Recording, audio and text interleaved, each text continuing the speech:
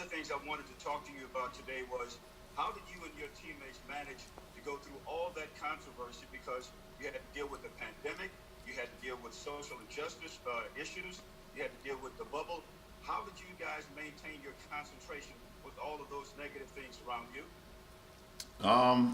Listen, you try to always turn a negative into a positive, no matter what you're going through. And we understood the sacrifices that we were making. We understood the condition and the landscape that we were going into, along with the bubble and everything that was not only going on the floor, but also off the floor with the social injustice and police brutality and systemic racism and voter suppression. There was a lot of things that was going on off the floor. Some things you can control, some things you can't control, but you just try to keep the main thing the main thing. And while we were playing the game, we was focused on what our job was at hand. And then, after the game when we weren't playing, we was focused on some things that guys were very passionate about. So, was able to kill two birds with one stone in that instance. And to follow up on that, you more so than anyone else in this club can tell your teammates what it will be like to defend the championship. What will you tell them about that? I guess the bullseye just becomes even greater, even if that's even possible. One, for me personally, the bullseye has always been on my back or on my front since I entered the league, and then you add in the Laker name on top of that, the Lakers franchise. The bullseye has been on this franchise for a long time as well. So, understanding that everyone's going to come at us, everyone's going to, try to take away from us defending our title. But, for me personally, last year we won the ring, we won a title, and this year is a new challenge. It's everybody's opportunity to go out there and do it. So, as long as we go in with that mindset and be humbled about our process, and and not worry about what we did last year, we need to worry about what we're going to do this year. It will give us the best possible chance to be able to go out and try to win another one. Mike Trudell.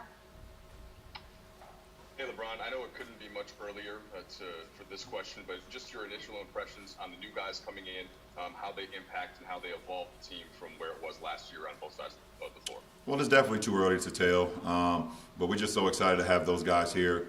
Having Wes, Dennis, obviously Trez and Big Mark. We're extremely excited to have those guys here. And we're just working our habits, working our, what we want to do as a team, both defensively and offensively. And everyone is in tune. Everyone is excited. But it's a process, and it's going to get better and better every single day, every single practice. And, that's what it's all about. But we love what we've brought to this ball club along with the guys that's returned. And then just bigger picture, the significance of both you and AD and the contract extensions and what you think that means for the two of you and the franchise. Well, what it means that we're here and we're committed to this franchise. We're going to give everything that we got to this franchise. That's what it's all about. And the Lakers believe in us, and and they rewarded us with those contracts, and we just try to go out there and earn them every day. Both on the floor and off the floor, try to make an impact not only at what we do on the floor, but also make an impact off the floor and how we carry ourselves as men as well. So, it's a great partnership. Dave. Hey, LeBron. So this will take you in a pretty rarefied air, this contract, 20 years in the league. Have you thought about what the future could look beyond that in terms of how long you'll want to stick around? No, I haven't. I don't know how long I'm going to stick around this game. I never take for granted every time I get an opportunity to play another season. I try to prepare my mind and my body and my spirit, for a season and see where it takes me. Like you said, at the end of this contract, I'll be in year 20. The best thing about it is that the year I'll be a free agent will be the same year my oldest son graduates high school. So I'll have some options to see, for me personally, what I want to do forward, to be around my family, being around my son more, or continue to play this game that I love, with great health and great spirit. So we'll see. Like I said, I don't look too far in the future as far as myself. I just try to give the game as much as I can in the time being, and see what happens. So I've been blessed to be a part of this. A part of 18 straight training camps, and I'll never take that for granted. Chris McGee. Hey, LeBron. congratulations are in order, being the first athlete to ever be named 3-time Sports Illustrated Sports Person of the Year. I would assume that is an amazing honor, but considering where we are as a world, does this one have a little more special meaning to it? First of all, thank you.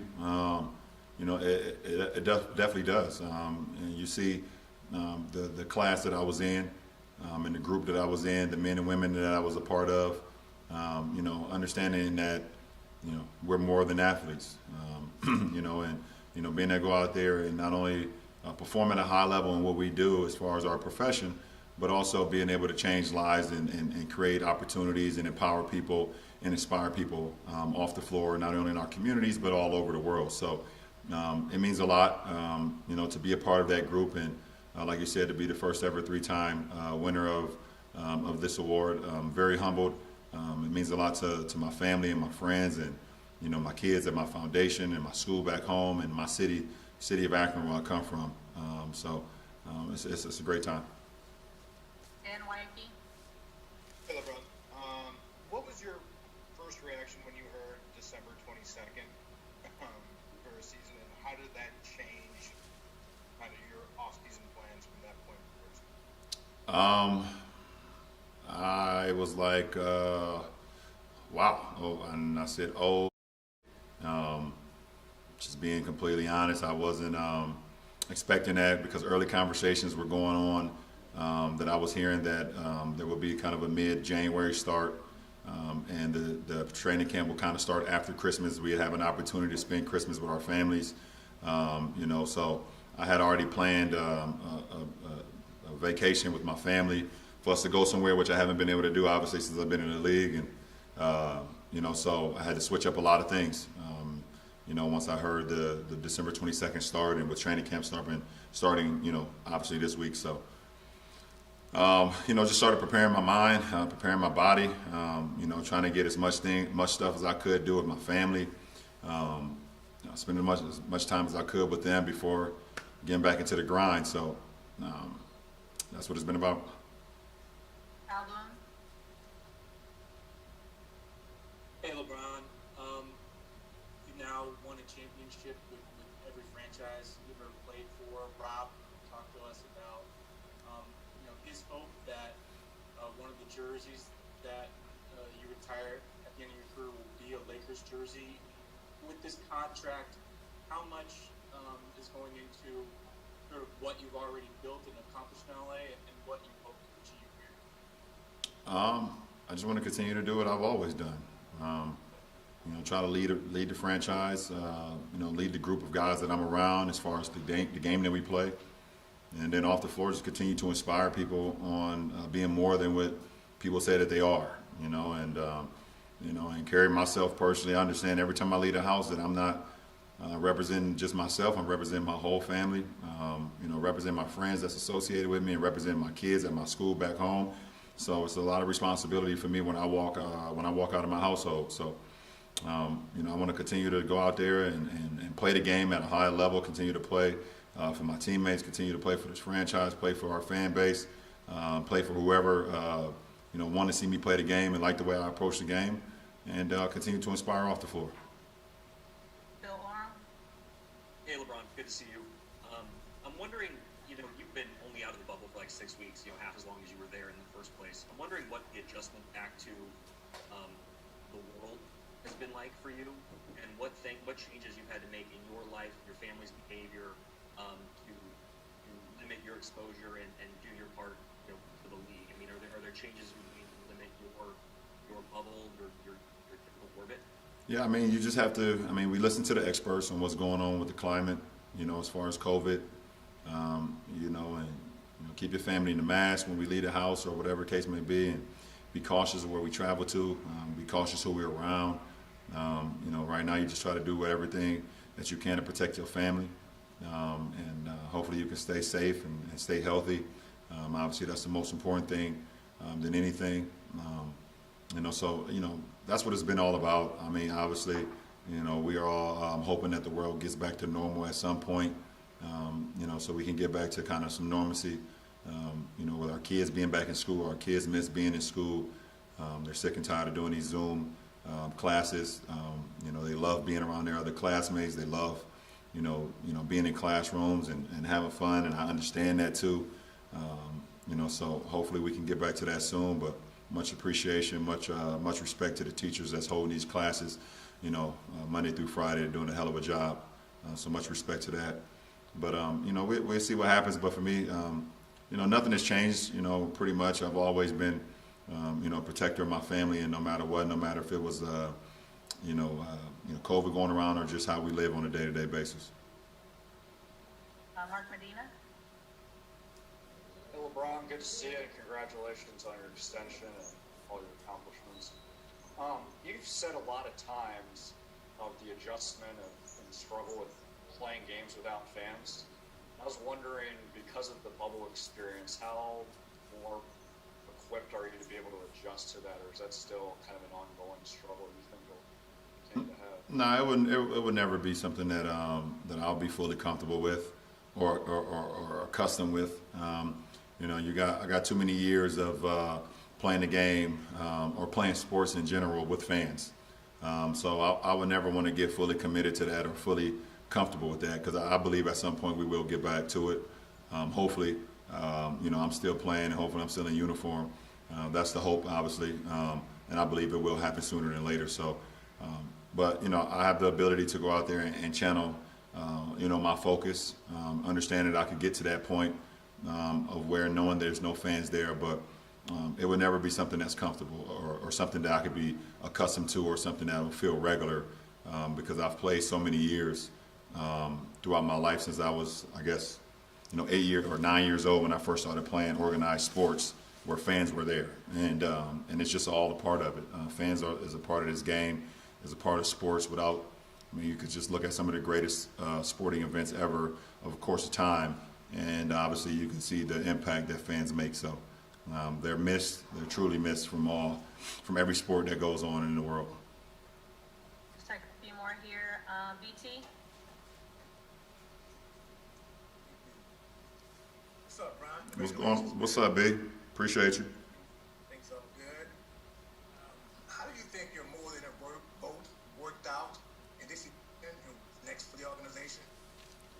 I think it worked out great. We was able to set out a plan and then execute that, and it was about basically educating and empowering people in their communities to get out there and exercise their right to vote.